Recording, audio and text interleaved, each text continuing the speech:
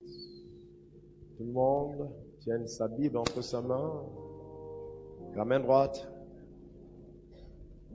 Répète après moi, la parole levée vers le trône de Dieu. Seigneur, je crois qu'au commencement était la parole. Et la parole était avec Dieu. Et la parole était Dieu. Tout ce qui a été fait par la parole. Je crois de tout mon cœur que tout ce qui va se faire sur la terre va se faire par la parole. Je place ma confiance en la parole infaillible de Dieu. Et je déclare, la parole de Dieu ne me décevra pas, car la parole de Dieu est Dieu. Et Dieu n'est pas un homme pour mentir, ni le fils d'un homme pour se repentir. Ce qu'il a dit, il le fera. Il le fera certainement. Il le fera dans ma vie, il le fera dans la vie de mon frère, dans la vie de ma sœur, il le fera dans ma nation, il le fera dans le monde. Car il est Dieu, au nom de Jésus j'ai prié. Amen. Maintenant, ouvre ta même Bible dans le livre de Genèse 1. Genèse 1. Genèse, c'est le premier livre de la Bible. Genèse 1.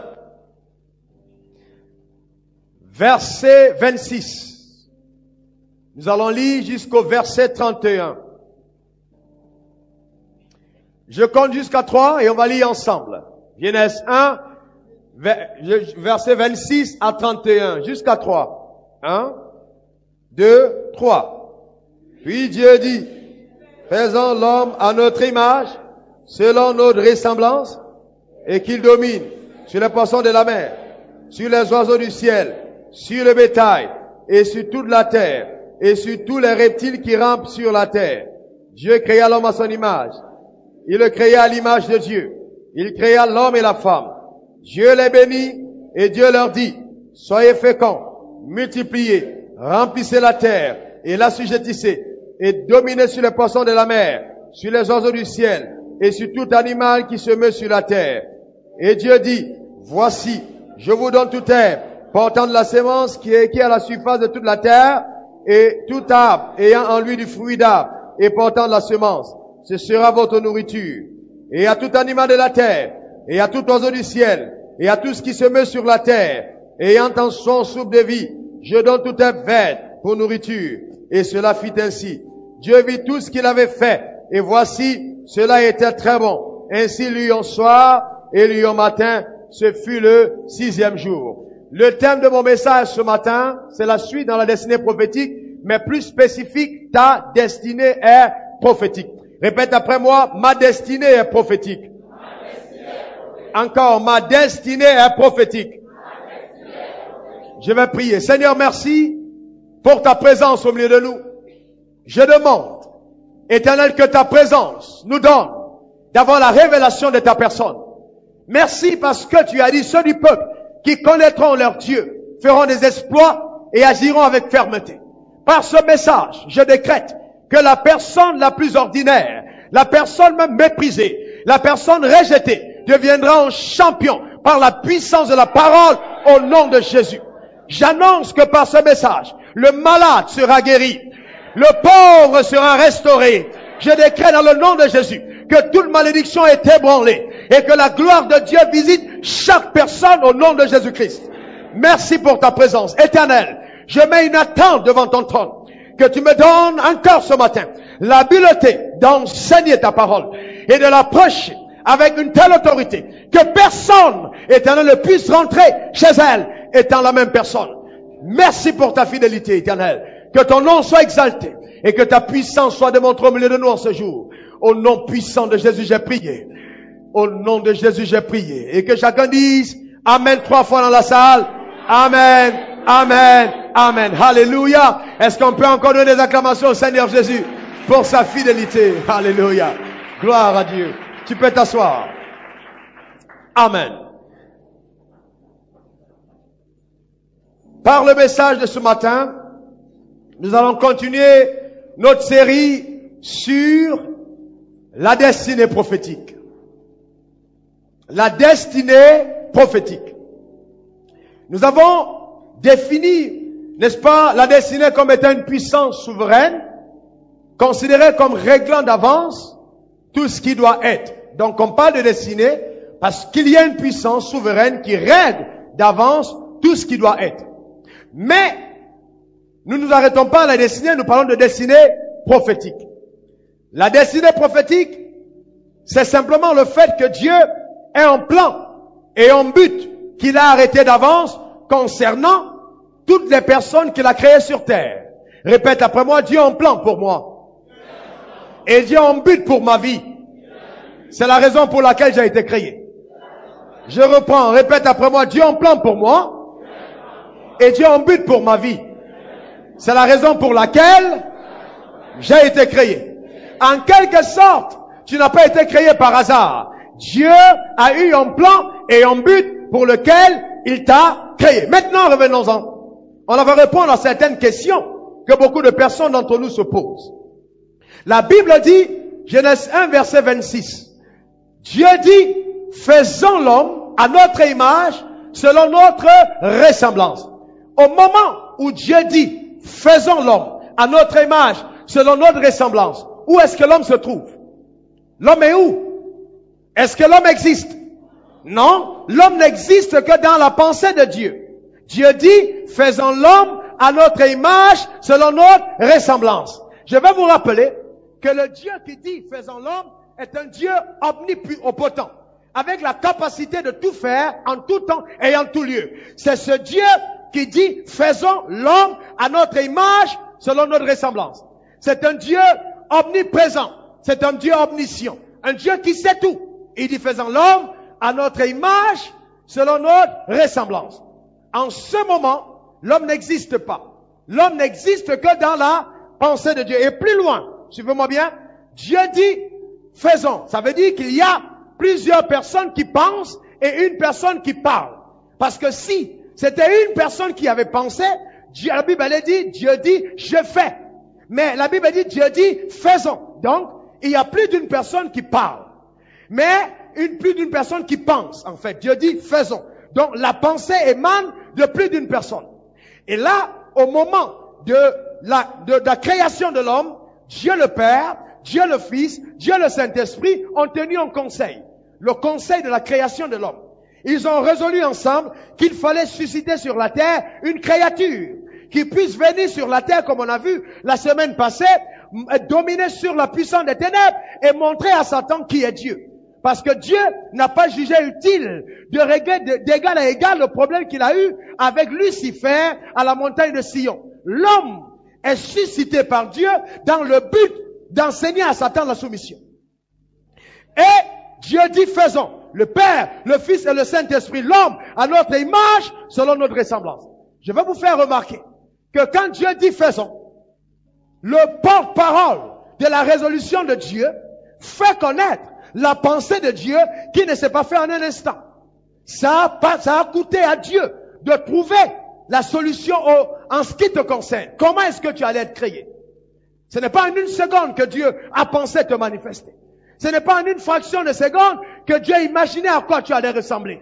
Ça a demandé à Dieu de puiser dans le profond de son intelligence, de sa sagesse, de son imagination, de sa pensée à ton égard.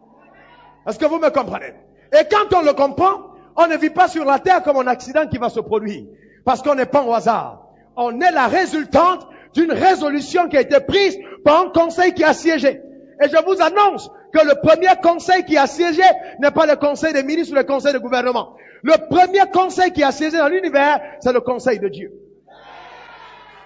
Est-ce que vous me comprenez? Parce que Dieu existe et Dieu a un gouvernement. Toutes les vérités que nous voyons dans le monde physique ne sont que la parallèle des vérités qui existent dans le monde spirituel. Dieu dit faisons. En ce moment-là, l'homme n'existe que dans la pensée de Dieu. Et la Bible dit, Dieu créa l'homme à son image. Il créa l'homme et la femme. Ça, c'est intéressant. Il le créa à l'image de Dieu. Mais revenons. Je vais vous montrer quelque chose qui est assez intriguant. La Bible dit, Dieu créa l'homme à son image. Il le créa à l'image de Dieu. Il créa l'homme et la femme. Mais normalement, la Bible aurait pu dire, Dieu créa les hommes à son image. Il les créa à l'image de Dieu puisqu'il a créé l'homme et femme. Mais en fait, quand on va dans le grec, ce mot homme ici veut simplement dire l'être humain, qui est la conjugaison du mâle et de la femelle, qui est l'homme et la femme. C'est ce qui fait l'homme.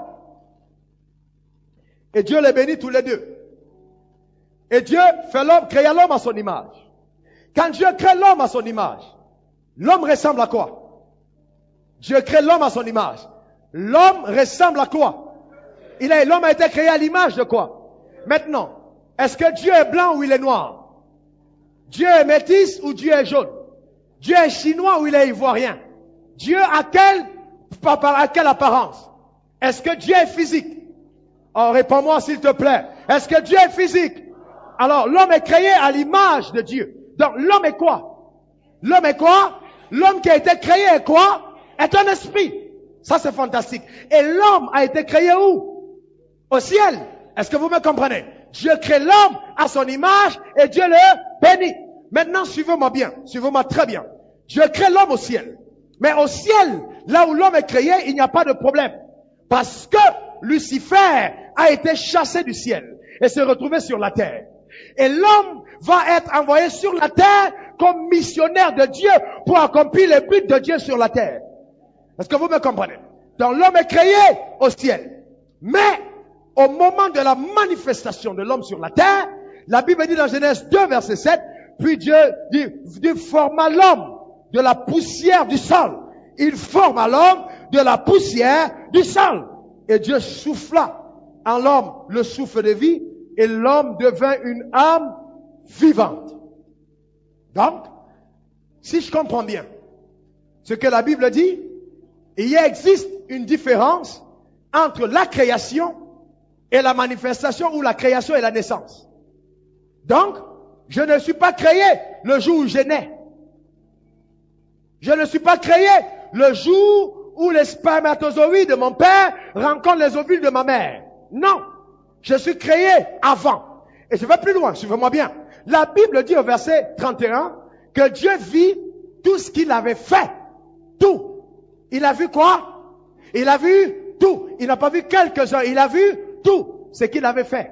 En quelque sorte, quand Dieu a créé l'homme, il a créé tous les hommes le même jour. Aucun autre homme n'est créé plus tard. Parce que Dieu a vu tout ce qu'il avait fait et cela était très bon. Donc tous les hommes sont créés le même jour par Dieu. Au ciel.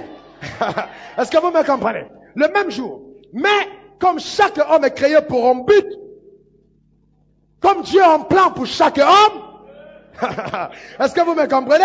Dieu va répartir la manifestation des hommes selon les saisons et les temps.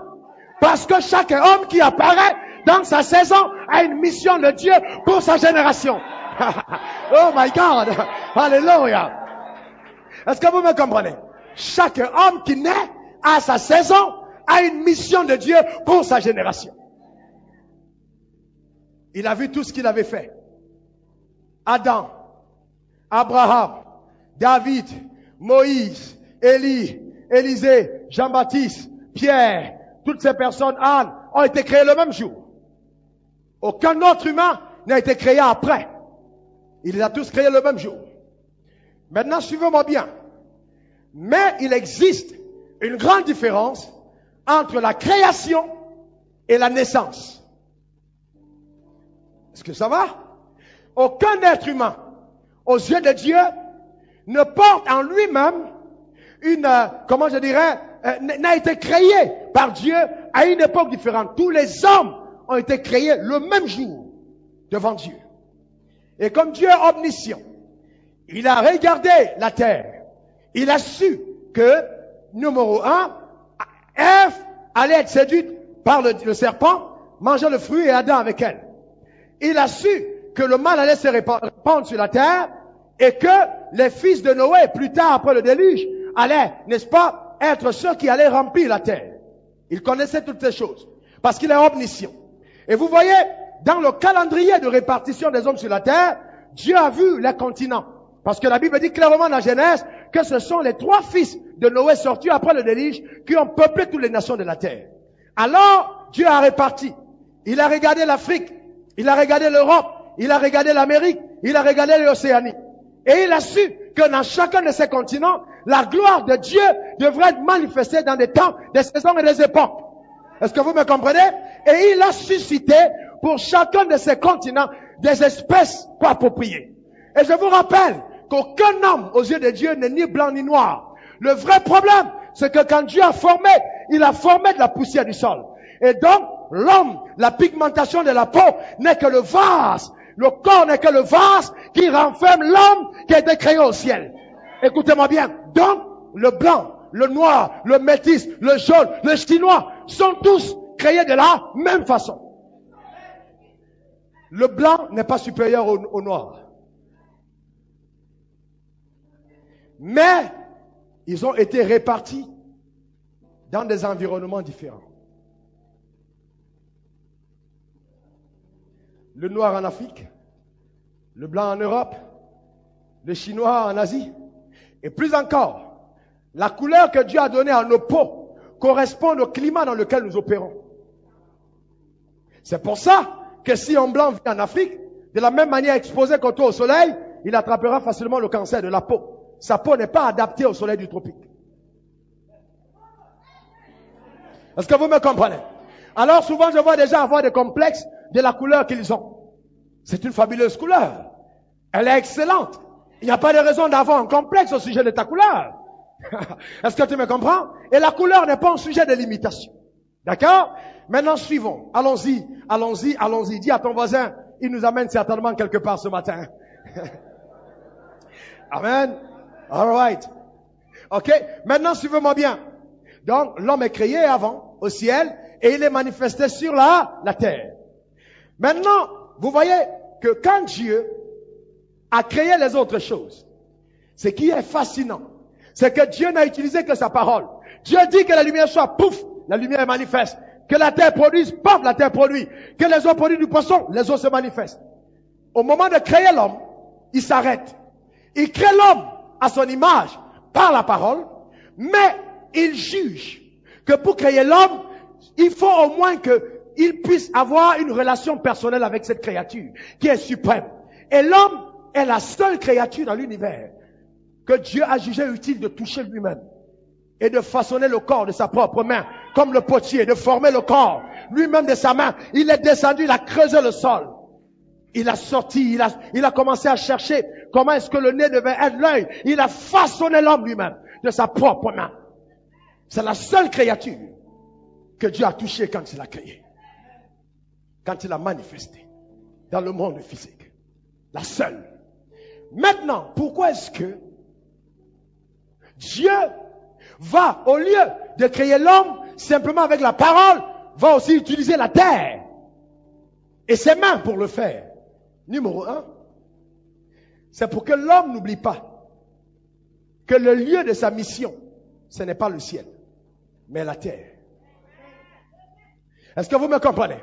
Et là, voilà le problème que j'ai avec certains chrétiens. Nous parlons tellement du ciel que nous oublions que notre rôle et notre mission est sur la terre. Tu viens du ciel. Tu es un ambassadeur du ciel. Ta patrie, c'est le ciel. Mais sur la terre, tu as une mission. Et c'est la raison pour laquelle Dieu t'a donné un corps physique. Vous savez, tu vas jeûner comme tu veux.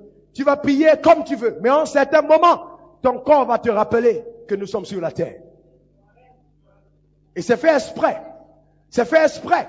Afin qu'il y ait un équilibre entre le spirituel et le naturel. Un équilibre. Nous sommes sur la terre pour accomplir un mandat purement terrestre. Et après quoi, nous allons repartir vers la patrie d'où nous sommes venus. Et de deux, en touchant l'homme de ses propres mains, puisque l'homme est manifesté la dernière créature de l'univers, Dieu va montrer à toutes les créatures qui existent quel est l'amour particulier qu'il a dans sa relation avec l'homme. Parce que quand il manifeste l'homme, le lion est déjà là. L'ours est là, la hyène est là, les arbres sont là, le soleil, les astres, le diable, les démons, tout le monde est là. Et il touche l'homme. Il façonne, tout le monde regarde. Mais qu'est-ce que Dieu fait? Les mains de Dieu sur la terre, la main de Dieu touche l'homme et commence à le former. Et quand l'homme forme l'homme, Dieu forme l'homme, il présente l'homme à l'univers comme le joyau de sa pensée, comme la résultante de son amour. Et il présente à l'univers pour dire, voici ce que j'aime. Voici votre chef. Voici votre roi. Voici votre leader. Voilà celui qui me représente sur la terre. Voilà celui qui parle à mon nom sur la terre. L'homme et la femme. Alléluia. Si tu pouvais savoir d'où tu viens, quelle est la valeur que tu as aux yeux de Dieu, certains matins, tu ne froisserais pas ton visage comme si le ciel t'avait abandonné. Dieu t'a touché de sa main parce qu'il voulait te montrer qu'à n'importe quel moment de sa vie, de ta vie sur terre, sa main ne sera jamais trop courte. Si elle t'a formé au départ, lui-même quand il a touché le sol, elle sera là encore pour t'assister dans toutes les épreuves que tu traverses. Sa main ne sera jamais courte. Parce qu'elle est descendue du ciel pour toucher la terre. Et cette main ne t'abandonnera jamais. Elle est au-dessus de toi ce matin pour accomplir dans ta vie des choses extraordinaires. Et elle t'accompagne sur ta vie terrestre. La main de Dieu qui est avec toi. Si après moi, la main de Dieu est sur ma vie. La main de Dieu me conduit. Et la main de Dieu me dirige. Et si Dieu est pour moi, personne ne saurait être contre moi. Et vous voyez, maintenant, je reprends une question que j'ai posée dimanche passé. Quand Dieu crée l'homme, il crée l'homme à son image selon sa ressemblance. Maintenant, je vous demande, est-ce que quand Dieu a créé l'homme, à son image selon sa ressemblance, est-ce qu'il a dit à l'homme que l'homme était son image? Est-ce que dans la Bible, un seul moment, vous avez vu où Dieu a dit à l'homme, tu es mon image et ma ressemblance? Est-ce que Dieu l'a dit? Selon la Bible, nous n'avons pas vu où Dieu a dit à l'homme, tu es mon image. Bon, mais allons-y dans l'hypothèse numéro 1. Parce que quand le diable vient vers l'homme, il dit à l'homme, à la femme, disons l'homme, être humain, la femme, femelle, disant ceci, le jour où tu mangeras de ce fruit, tu seras comme Dieu. La femme a été manifestée après l'homme. Après que l'homme ait existé, Dieu a manifesté l'homme en premier. Et la femme est manifestée en second. Mais la femme et l'homme ont été créés le même jour. Dieu a révélé l'homme avant la femme et la femme après l'homme. Pour que l'homme apprécie parfaitement la présence de la femme et que la femme valorise l'existence de l'homme. Est-ce que vous me comprenez? Suivez-moi bien. Ensuite, quand il va le faire, quand Dieu va, et le serpent arrive, tu seras comme Dieu. La femme a reçu certainement l'ordre qui a été donné à l'homme. Le jour où tu mangeras de ce fruit, tu seras comme Dieu, qui a dit c'est Satan. Mais l'homme était comme qui? L'homme était comme qui? La femme était comme qui? Comme Dieu. En quelque sorte, le diable ne créait rien de nouveau. Il amenait à l'existence de l'homme dans le monde physique une réalité de l'homme dans le monde spirituel. Allons-y. Hypothèse numéro 1. Quand Dieu a créé l'homme, il a créé esprit, pasteur, s'il te plaît. Il le crée là. Esprit au ciel, il cause avec l'homme. L'homme est avec lui, il le connaît puisqu'il dit à Jérémie, Jérémie, avant que tu ne sois dans le ventre de ta mère, ça veut dire qu'ils avaient une relation. Il n'a pas dit, j'ai entendu parler de toi, mais je te connais. Donc, entre toi et moi, il y a eu une histoire. Quand on joue entre au stade, le coach lui parle avant et lui dit, regarde les stratégies, voilà, quand tu arrives, voilà ta mission, voilà comment ça va se faire. Donc, la mission est révélée dans le monde spirituel. Mais l'homme quitte le monde spirituel et va aller accomplir sa mission dans le monde physique, dans un corps. Soit, hypothèse numéro 1, Dieu a vraiment donné le message à l'homme, ici, puisque ce n'est pas Adam qui a écrit Genèse. Est-ce que vous me comprenez? Soit Dieu a donné le message à l'homme, et quand l'homme est entré en contact avec le corps, et il est devenu un être vivant, les réalités physiques ont tellement émerveillé l'homme qu'il a oublié qui il était dans le monde spirituel. Est-ce que vous me comprenez? Ok? Et c'est l'éventualité la plus plausible. Pourquoi? Parce que vous allez vous rendre compte que chaque fois qu'un enfant veut naître, venant de Dieu, dans la Bible, Dieu prend le soin de parler à sa mère avant. En quelque sorte, qu'il se rappelle dans le monde physique quel est le but pour lequel il est envoyé du ciel sur la terre. C'est la même chose qui s'est passé avec la mère de Jean-Baptiste.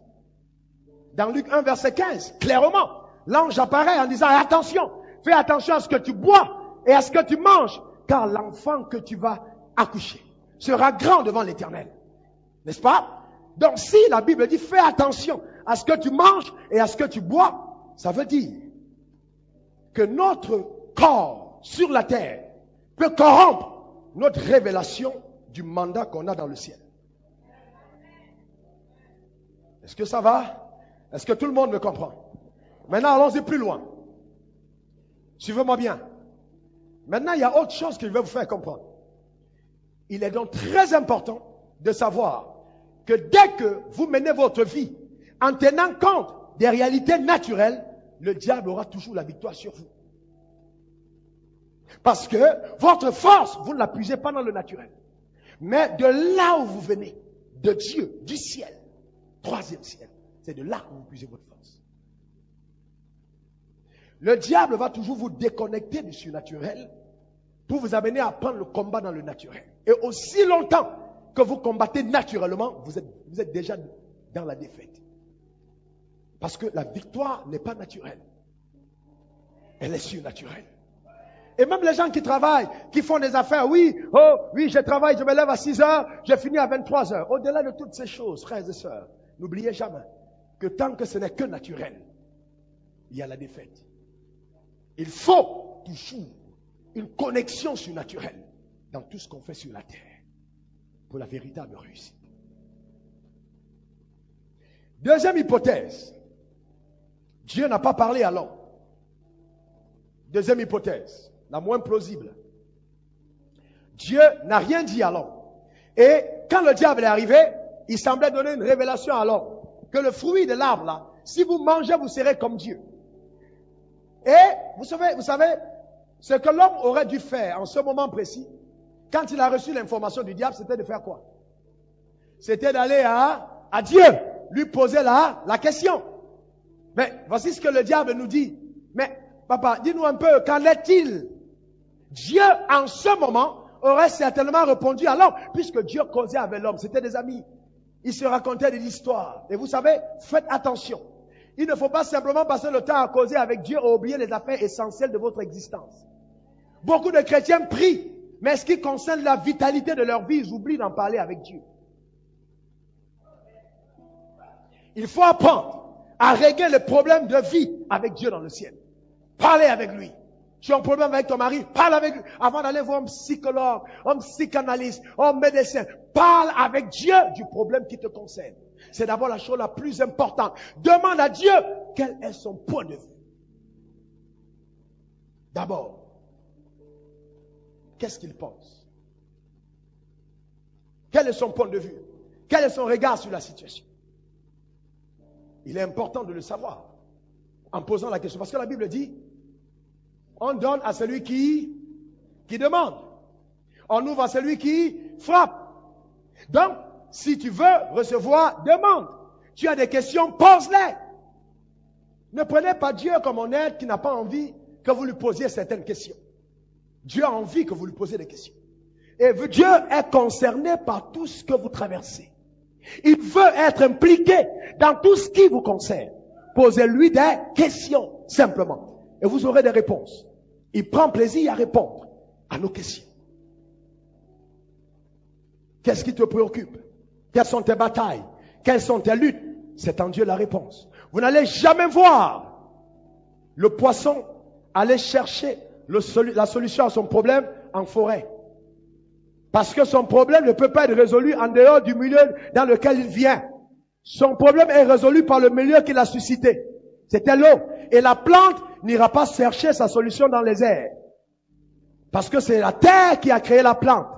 Et l'homme n'ira pas chercher sa solution ailleurs qu'en Dieu. Parce que c'est Dieu qui a créé l'homme. Donc, c'est en Dieu qu'on trouve la solution à nos problèmes. En posant des questions.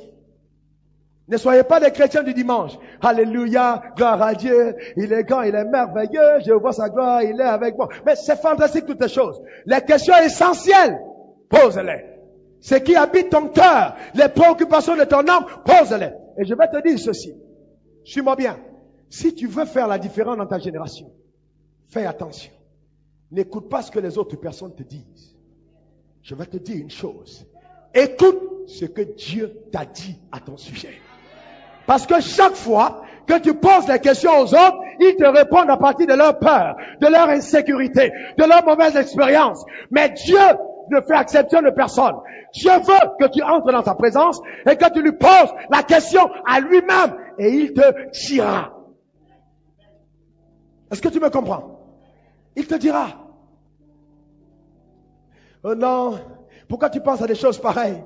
Oh, c'est trop grand. Personne n'a jamais fait ça avant toi. C'est pas possible. Ce n'est pas incroyable qu'une chose pareille puisse être faite. Mais attends. Si quelqu'un devait faire avant toi, il n'y a pas de raison que Dieu t'ait amené. Suivez-moi bien, il y a un but et un plan. Et les plans diffèrent. L'empreinte digitale que j'ai n'est pas la même que tu as, parce que chacun doit laisser une empreinte différente. Hey, écoute-moi bien, je ne vais pas prendre ta main pour laisser l'empreinte sur ma carte d'identité ou sur mon passeport. Jamais, non. Je vais utiliser mon empreinte pour mon identité. La même chose spirituellement. Il faut utiliser ton empreinte. Pas l'empreinte de ton voisin, pas l'empreinte de ton pasteur. Non, mais ton empreinte à toi. Ce que Dieu t'a dit, ce qui te concerne, ce qui est avec toi, c'est ça. Et la raison pour laquelle la vie sur terre sera épanouie, sera heureuse, c'est parce que toi aussi tu as déposé ton empreinte. Si ton empreinte manque, la note de la chanson n'est pas parfaite. Pour que la mélodie soit parfaite, le bassiste sort, ça tombe, le trompettiste, la batterie, le clavier, et toi tu viens juste avec peut-être la trompette ou avec le saxo. Chacun amène sa note, et c'est ça dans la mélodie, c'est là qu'il relâche la gloire de Dieu. Parce que toi, tu as joué ta note. Alléluia. Est-ce que tu me comprends? Tu as joué ta note. Parce que tu as dégagé ce qu'il y a en toi. Il y a quelque chose en toi qui est particulier et que l'univers devra découvrir. Et il y a quelque chose qui est en toi. Et tu sais, quand c'est en toi et que tu écoutes la chanson que les gens sont en train de jouer, il y a quelque chose qui te dit, il y a quelque chose qui manque. Il y a quelque chose qui manque à cette chanson. Tout le monde dit non, c'est comme ça qu'on joue ça. Tu dis non, il y a quelque chose qui manque. Parce que Dieu t'a donné une autre mélodie, une autre façon de jouer à la guitare. Il t'a donné d'autres notes, d'autres inspirations. Parce que le beat va changer, les choses doivent être, oh my God. Est-ce que vous me comprenez? Les choses doivent être différentes. Avant c'était le zouglou. Maintenant c'est le coupé décalé. Après ce sera un autre rythme. Les rythmes évoluent. Ce n'est pas parce qu'ils ont joué comme ça en 1960. Concernant la marche avec Dieu, qu'en l'an 2000, on va jouer le même beat. Dieu a fait quelque chose de différent. Parce que je n'étais pas né en 1960. Je suis né après pour apporter à ma génération un autre beat. Alléluia. Je suis né pour apporter à ma génération un autre son, une autre mélodie. Avant que l'artiste ne crée sa propre mélodie, il apprend à jouer la mélodie qui était là avant. Il apprend à jouer ce que les autres ont joué. Jusqu'à ce qu'au moment dans ses répétitions, il dit ça ne colle pas avec ce que je ressens. Il y a quelque chose d'autre et on appelle ça l'inspiration.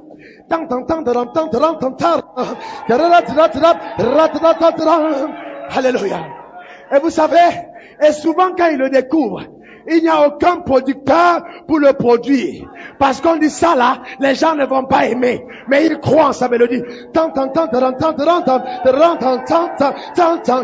Alléluia. Est-ce que vous me comprenez? Il croit en sa mélodie. Il croit en ce qu'il a. Il croit en cette inspiration. Et plus tard, cette mélodie s'impose comme étant celle de sa génération. Comme étant celle de sa génération. Comme étant celle de son heure. J'ai dit la mélodie qui est en toi, les dons que Dieu a déposés en toi. Le temps est arrivé, le monde verra ce que Dieu t'a donné. Tu relâcheras le potentiel au nom puissant de Jésus.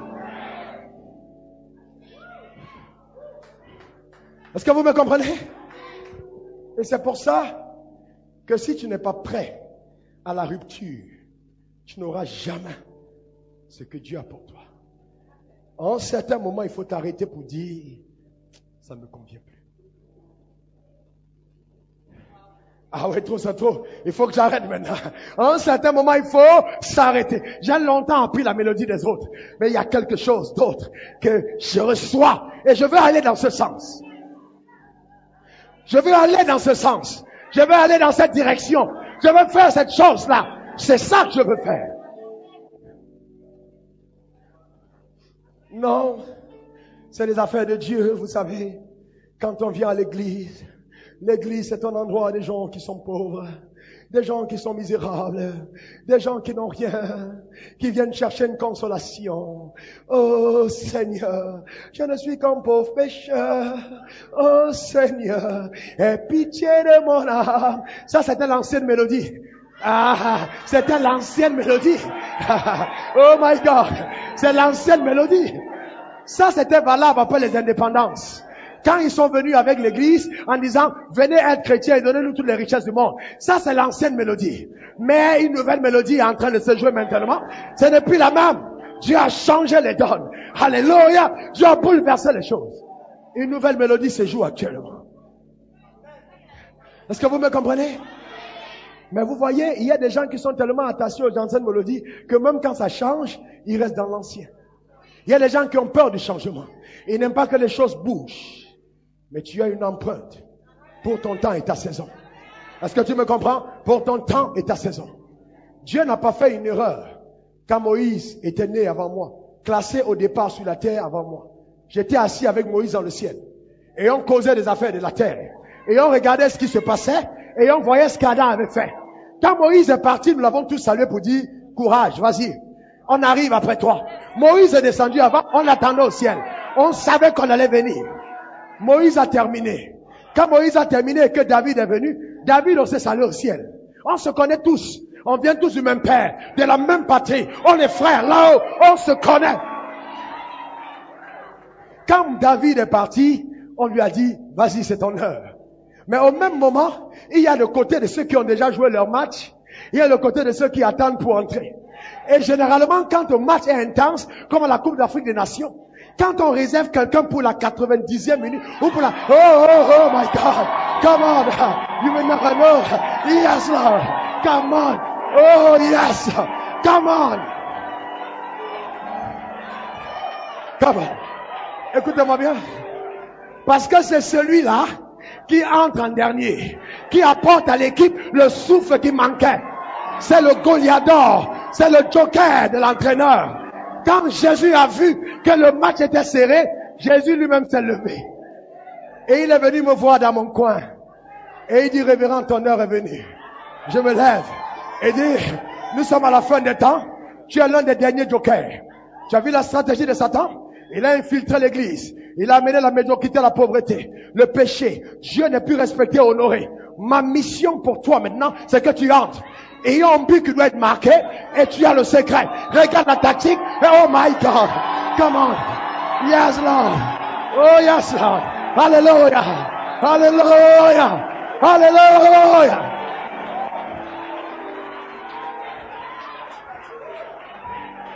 Tu n'es pas au hasard. J'ai dit tu n'es pas au hasard. Tu n'es pas au hasard. Tu es le joueur qui entre pour le but de la 90e minute.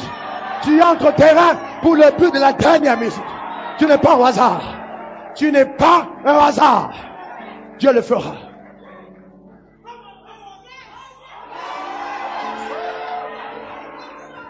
Dieu le fera. Alléluia. Alléluia. Alléluia. Alléluia. Alléluia. Gloire au Seigneur.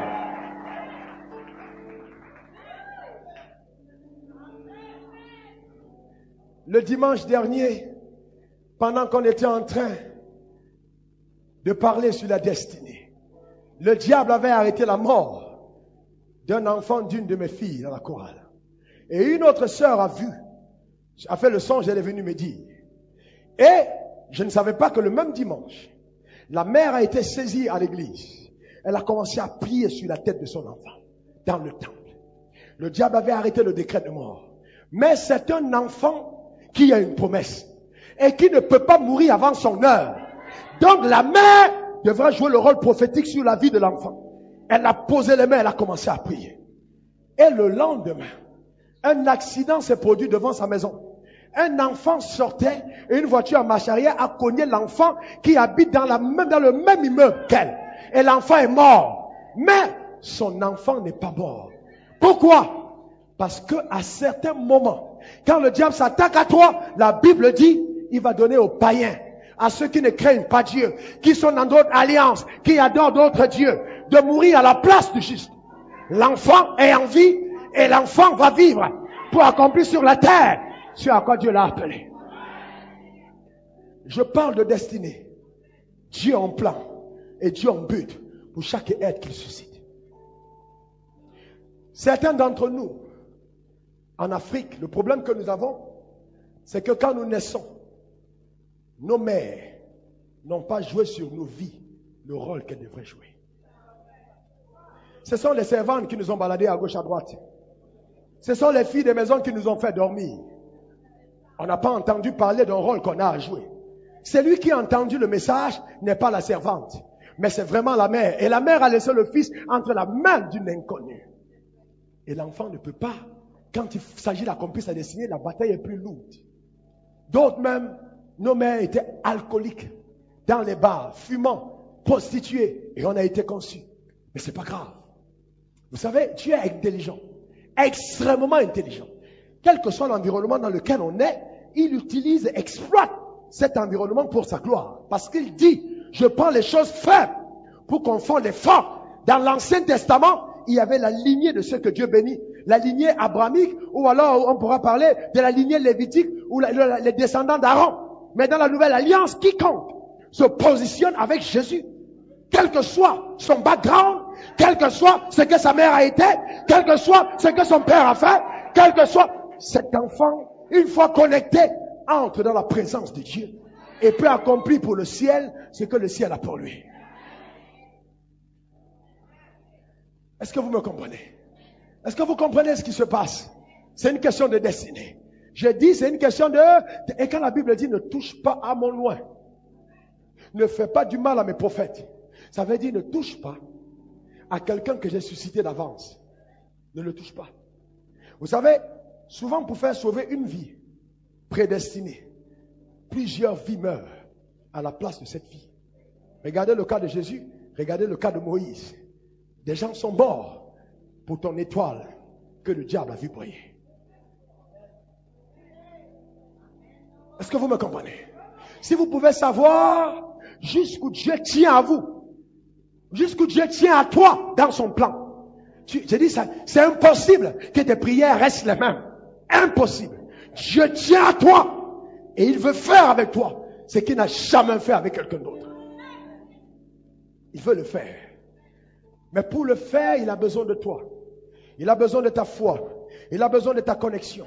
Il a besoin de ta confiance. Il a besoin que tu t'abandonnes entre sa main pour qu'il puisse faire avec toi le plan qu'il a arrêté d'avance. Maintenant, je continue en disant ceci. C'est vrai, on parle de destinée prophétique. Dieu a un plan pour moi. Dieu a un but pour ma vie. Revenons au naturel. Plusieurs sont appelés. Nous sommes enfants de Dieu, mais beaucoup d'entre nous, les choses ne vont pas comme ça devrait être. Mais maintenant, ça va davantage mieux pour beaucoup aussi. Dieu est présent. Il agit, il demande sa force. Mais je vais vous dire une chose, frère. Dieu ne prend pas plaisir à te bénir. Parce que tu es Adjoukou, tu es Bété, tu es Baolo, tu es Ivoirien, tu es Camerounais, tu es Congolais ou tu es Américain. Dieu ne prend pas plaisir à te bénir à cause de la qualité de ton regard. Non.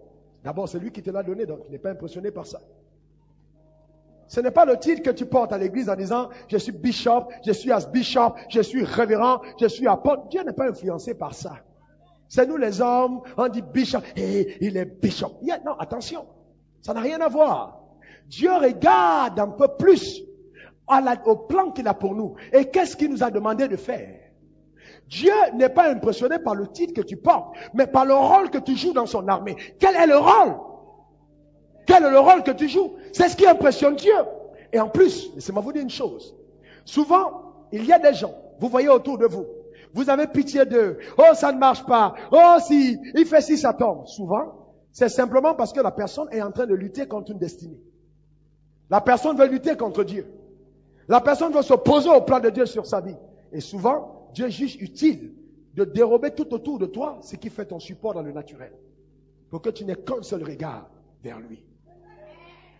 Donc, il y a des gens que Dieu lui-même résiste et que beaucoup de personnes d'entre nous, nous prenons le soin d'aider. Sans savoir qu'en aidant ces personnes, on lutte contre le plan de Dieu. Quand Jonas a fui la mission de Ninive, les hommes du bateau, bien qu'ils aimaient sa tête, ont aimé Dieu plus que la tête de Jonas et ils l'ont jeté dans l'eau. Parce que cet homme rebelle, le plan de Dieu n'a rien à voir dans le bateau. Il attire le malheur. Quand Jonas est allé dans l'eau, la mer a envoyé, la baleine est arrivée. Quand la baleine te prend, tu n'as pas 10 minutes à vivre dans le ventre. Mais la baleine était en conspiration réelle avec Dieu le Créateur. Et la baleine était en mission commandée vers le bateau pour récupérer le rebelle Jonas. Parce que Dieu avait lâché son réma. Et le réma était sorti. Et Jonas ne pouvait pas combattre le réma. Toute la oh my God. Toute la création s'est alignée sur le réma de Dieu vers Jonas. Même la baleine. Même la mer. Tout autour. Les hommes. On l'a vomi à Ninive. Souvent quand Dieu t'aime, il ne te fait pas échapper le feu. Et les eaux tumultueuses, tu les connais. C'est pas pour rien que même Jésus dans les eaux a connu un peu l'agitation. Même les disciples, dans la barque, la mer a été agitée. À un certain moment, il y a des agitations. Ce n'est pas parce que c'est agité que le maître n'est pas là. Au contraire, c'est sa présence qui agite les choses. Et aucune prière ne peut les arrêter. Sauf un ordre qui vient d'un cœur qui a décidé d'obéir. Sauf un ordre, une parole qui vient d'un homme qui dit je marche avec les plans de Dieu, est capable d'amener les choses en ordre. On parle de destinée. Mais laissez-moi vous dire quelque chose de clair.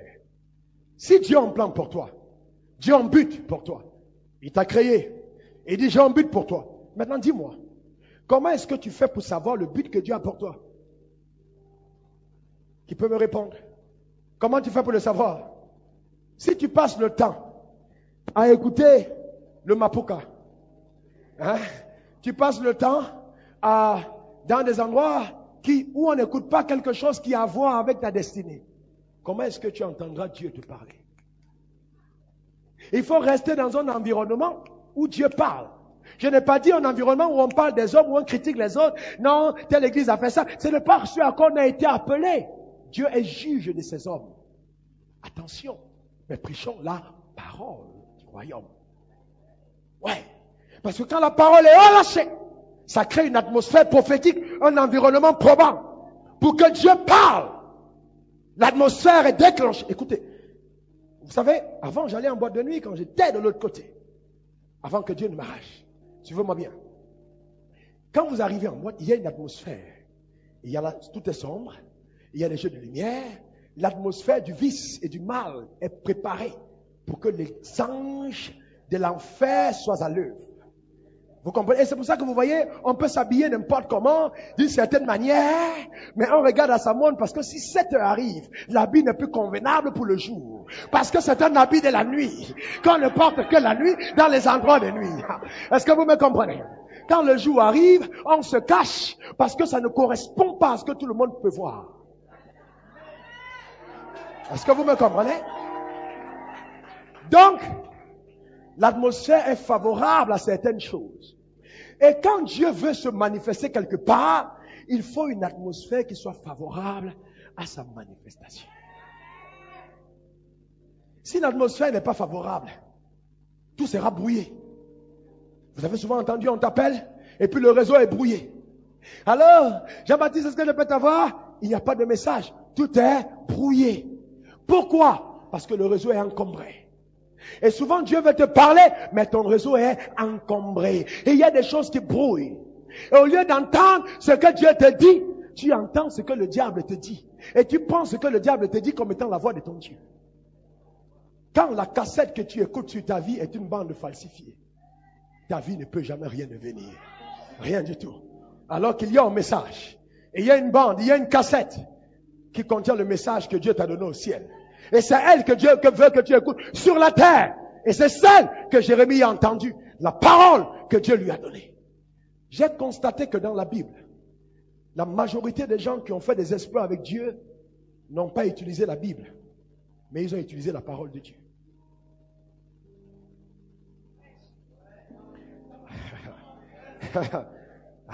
Ce n'est pas une hérésie. Ils n'ont pas utilisé la Bible. Adam n'avait pas de Bible. Noé n'avait pas de Bible. David même n'avait pas de Bible en tant que tel. Il avait une partie. On dit Bible, c'est Ancien et Nouveau Testament. Et ils n'avaient pas de Bible. Mais ils avaient la parole de Dieu. Qu'est-ce que je veux dire? Dans la franc-maçonnerie, il y a la Bible. La Rose-Croix, il y a la Bible. Témoin de Jéhovah, il y a la Bible. Mormon, il y a la Bible. Évangélique, la Bible. Méthodiste, la Bible. Pentecôtiste, la Bible. Luthérien, la Bible. Mais ce n'est pas la Bible qui fait la différence. Si la Bible faisait la différence, tous les francs-maçons allaient se convertir. Mais ils ont la Bible, mais ils n'ont pas la parole. Parce que, écoutez-moi très bien, parce que la parole de Dieu devient parole de Dieu pour toi au moment où cette parole t'est adressée à toi. Où Dieu te parle, il faut faire une différence entre le logos et le réma. Le logos est l'aéroport sur lequel décolle le réma. C'est la piste d'atterrissage aussi du réma. C'est l'aéroport. Les avions décollent là-dessus. Ton réma prend sa base, pof, et monte. Pour vérifier que ça vient de Dieu, c'est par le logos que c'est confirmé. Mais le réma, c'est ce que Dieu t'a dit. Comment est-ce que tu fais pour savoir la destinée que Dieu a pour toi? C'est le réma que Dieu te donne. Le réma, c'est la parole que Dieu t'adresse à toi. Dieu dit à Abraham, quitte ton pays, t'appartiens à la maison de ton père. Dieu dit à Élie, quitte le torrent, j'ai ordonné à une veuve de te nourrir. Dieu parle, n'est-ce pas, à qui encore dans la Bible? À Noé, divinement averti, construisit l'arche.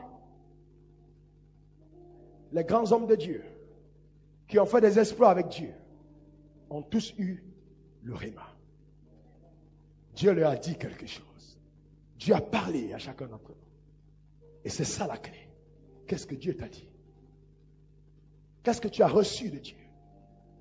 Quel est le message que tu entends dans ton cœur? Quelle est la voix que tu entends?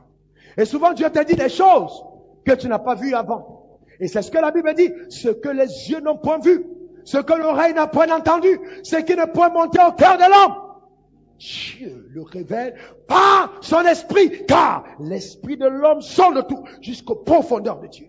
Donc, nous allons puiser en Dieu le réma de notre destinée. Aucun homme n'a habilité à te dire, Dieu m'a dit, tu es prophète. Dieu m'a dit, épouse cette femme. Dieu m'a dit, divorce cette femme. Dieu m'a dit, donne-moi ton argent. Dieu m'a dit, donne-moi ta maison. C'est la manipulation. Le même peuple qui a mangé les pains du miracle, c'est le même peuple qui a dit, crucifie-le. Donc le peuple n'est pas celui qui valide la voix de Dieu. L'opposition va venir. Mais pourquoi elle viendra? Elle viendra pour tester la confiance que tu as au réma que tu as entendu. Est-ce que tu as vraiment confiance? Est-ce que tu crois que Dieu t'a parlé? L'opposition va faire asseoir dans ton cœur la conviction par la parole que tu as reçue.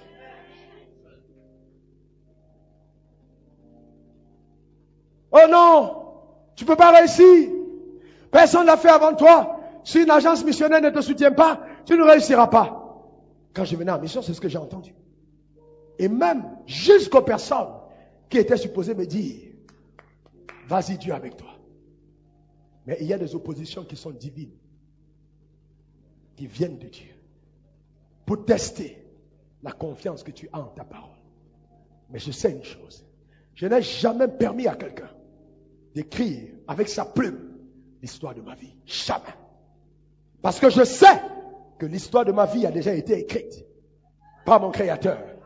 Et mon rôle, c'est de marcher selon ce qui a été écrit me concernant. Et vous savez, chaque destinée est rattachée à une provision. Les gens me demandent, mais comment tu fais? Mais comment tu fais que Dieu te bénisse? J'ai dit, mais vous n'avez encore rien vu, ce que Dieu va faire est trop grand par rapport à ce que vous voyez là, c'est rien.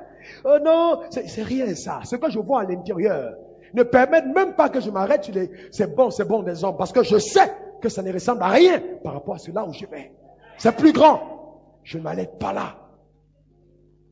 Écoutez, j'ai dit en 1999, en 92, 2000, quand j'ai touché les pieds de la mission, arrivé à l'endroit où Dieu m'a envoyé, là, les Américains ne vont pas soutenir mon ministère.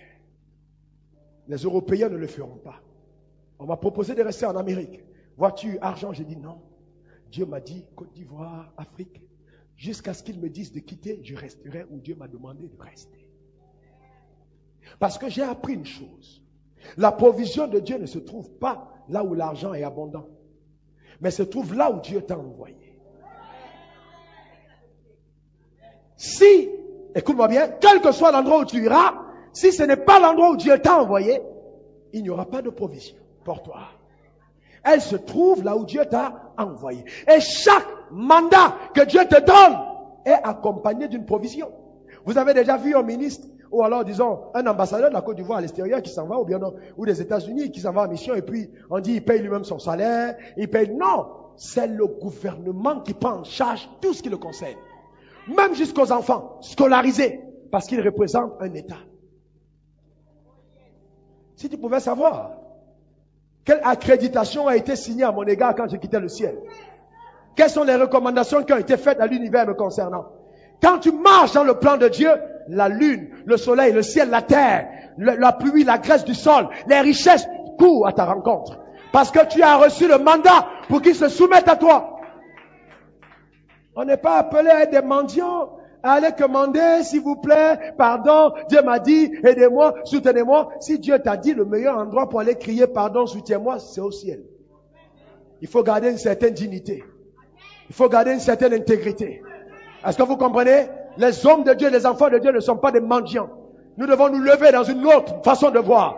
Nous devons laisser entendre la nouvelle mélodie. L'église n'est pas mendiante. L'église est puissante, elle est riche, elle est glorieuse, sans tache ni ride. C'est la nouvelle mélodie.